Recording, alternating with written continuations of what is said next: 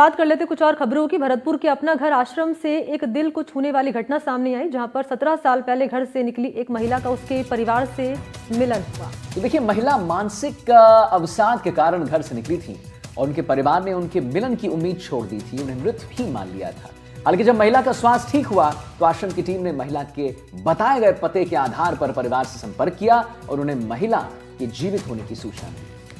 और इन सबके बीच में महिला के परिवार ने पहले तो आश्रम की टीम की बात पर विश्वास नहीं किया, लेकिन जब उन्हें महिला के फोटो और वीडियो दिखाए गए तो उन्हें यकीन हो गया। इसके बाद परिवार के सभी सदस्य महिला को लेने के लिए पहुंचे आश्रम और परिजनों के महिला को जिंदा देख आंसू झलक उठे।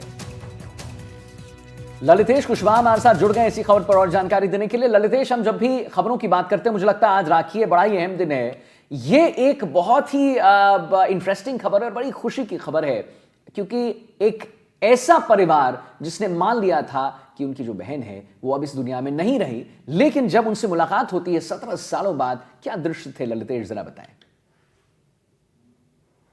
बिल्कुल आदित्य, देखिए ये 17 साल बाद जब महिला का मिलन हुआ है अपने परिजनों से, तो अपने आप में एक बड़ी खबर हो जाती है। क्योंकि ये 2008 के आसपास हैं, जब ये मानसिक अवसाद के चलते अपने घर से निकल गई थी और इनके जो परिजन हैं, इनके भाई हैं, उन्होंने इनको काफी तलाशा, लेकिन जब नहीं मिली तो उन्होंने इन्हें मृत मान लिया और उम्मीद भी छोड़ दी थी। उसके कारण जब, हालांकि इनके जो भाई थे और बेटे थे और इनके पति थे, वो उनके दिल में यही उम्मीद थी, मन में यही उम्मीद थी कि वो कहीं ना कहीं जिंदा हैं। लेकिन जब गांव के लोगों से इस बात को लेकर के चर्चा होती थी तो गांव के लोग कहते थे कि वो जब 17 साल हो गए, इतना समय हो गया, वो जब कहीं नहीं मिली है तो हो सकता है कि इस दुनिया में नहीं हो। लेकिन जैसे ही ये जो महिला थी 2018 में बीकानेर से भरतपुर शिफ्ट की गई थी, उसके बाद में यहाँ इनका उपचार हुआ अपना घर आश्रम में, और उसके बाद में जब इनकी दिमागी हालत है वो ठीक हुई तो इन्होंने अपने घर का एड्रेस बताया और ये झांसी की निवासी थी। उसके बाद में इन जो अपना घर आश्रम की टीम है, उन्होंने झांसी इनके घर पर संपर्क किया। तो जब टीम ने कहा कि आपकी जो बहन है या माता है वो या पत्नी है वो जिंदा है, तो उन लोगों को विश्वास ही नहीं हुआ। उन्होंने कहा कि ये कहीं मजाक तो नहीं कर रहे हैं, लेकिन उन्होंने कहा कि अगर जिंदा है तो उनकी तस्वीर मंगाइए। तो यहाँ से तस्वीर भेजी गई तो वे लोग भी हैं चौंक गए और कहीं ना कहीं उन लोगों की भी खुशी का ठिकाना नहीं रहा और वो भरतपुर पहुंचे।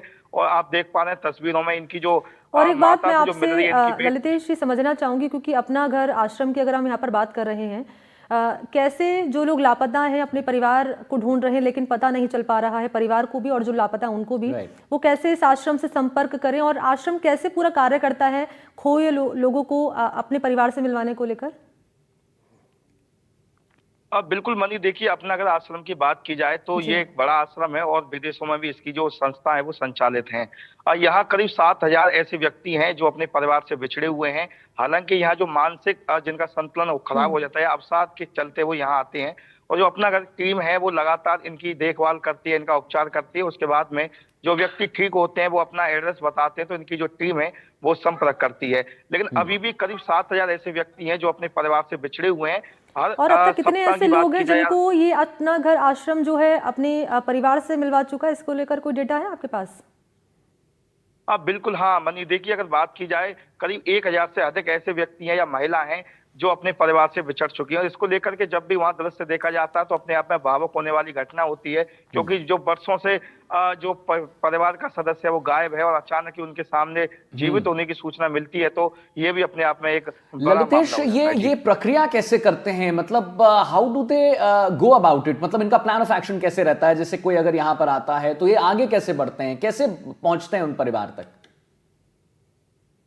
बिल्कुल, देखिए ये जो अपना अगर आश्रम की टीम है वो जगह जगह इनके जो कर्मचारी लगे रहते हैं। जहां भी कोई लावारिस अगर इनको व्यक्ति मिलता है या कोई भी व्यक्ति सूचना देता है तो इनकी टीम उन्हें लेकर के यहाँ आती है। उसके बाद में जो भी है जांचें की जाती हैं, पता चलता है कि ये बीमारी से जूझ रहा है। उसके बाद में उसी बीमारी का इलाज किया जाता है और लगातार जो बच्चा है भरतपुर के आरबीएम अस्पताल की भी बात की जाए या जयपुर की भी बात की जाए एसएमएस की, वहां तक अपना घर की जो टीम है उन व्यक्तियों को लेकर के जाती है और उनका उपचार कराती है।